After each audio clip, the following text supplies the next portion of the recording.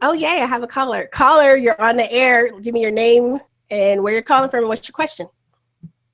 Hi, this is Wendy from Virginia. Hi, Wendy. I'm sorry, I'm getting a bit of an echo. So I don't know if you can hear the echo, but if you do, I apologize. No, you're fine. Go ahead. Sorry? Go ahead. Okay, thanks. But since you were talking about Rosa Clemente, one of the things that happened today, which I don't know if you got a chance to see, is that Hillary gave her Daily News interview, the infamous Daily News interview, which happened to Sanders recently and now to Clinton.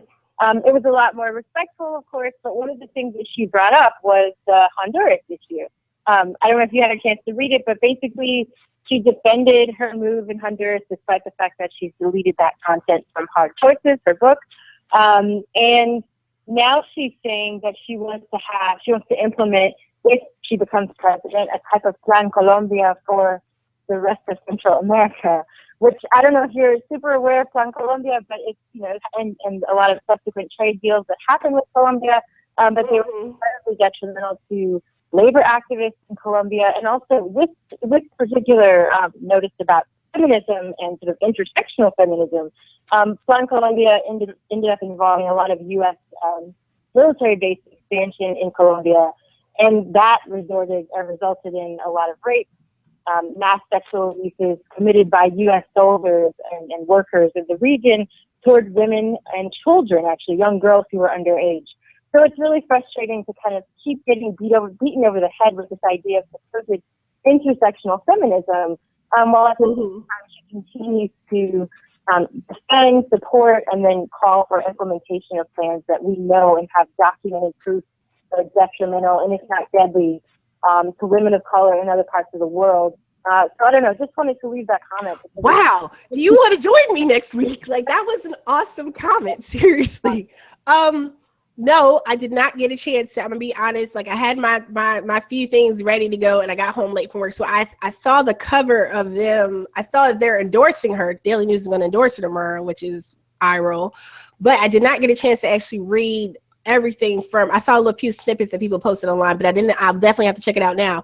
But I think you raised a really good point, because this is something that in varying degrees Rosa has talked about, that many people have talked about, right? I mean, when we talk about the not Dolores Huerta, I'm so tired, but that has been an issue that Rosario Dawson raised to some extent in her letter to Dolores Huerta, right? Like, raising the issues. Like, Hillary Clinton is so problematic. When people say things, when Al Sharpton, when other people make comments that they're basically the same people, they're really not, right? Like, it's not just like fine nuances. When we're talking about regime change, when we're talking about, a lot of these things that Hillary has supported, I mean, it isn't just disabling people's countries. I mean, there are negative impacts for women of color, for women in other countries.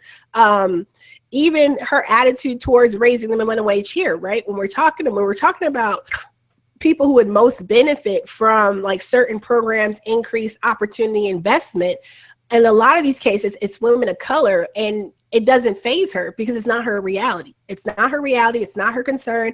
I mean, she's doing enough to sound good to people to get elected, because that's what she wants, is to get elected. But like, how do the challenge is just what you're saying, right? There are all these issues. I mean, it's well documented. And the fact that she tries to defend what is indefensible, basically,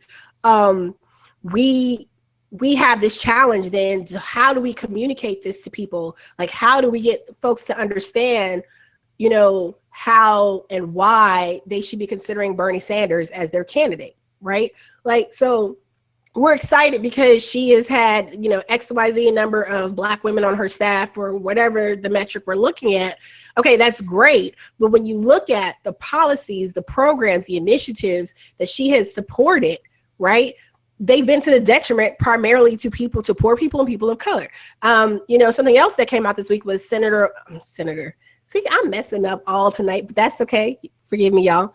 When President Obama, his greatest regret is not planning for what happened the day after in Libya, and in Libya, we have displacement of people. We have, so many issues occurring. And that is one of the things that's supposed to be the example of how Hillary Clinton is better for America than Bernie Sanders. So there are all these issues with, and I'm definitely gonna have to check out this article and the other points that you brought up too, because that's not something that's my forte, but I'm definitely I appreciate the tips and the suggested reading.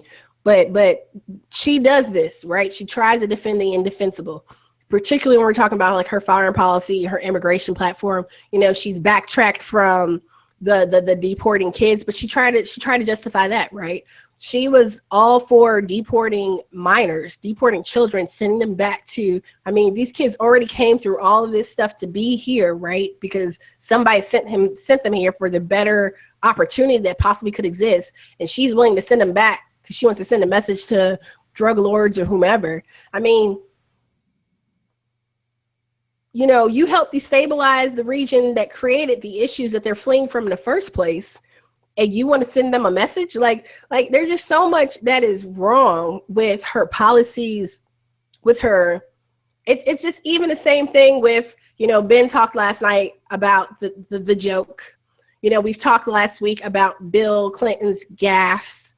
You know, this flippant, you know, lack of concern for the way in which she engages with people of color, with, you know, people, low income, poor people from other countries.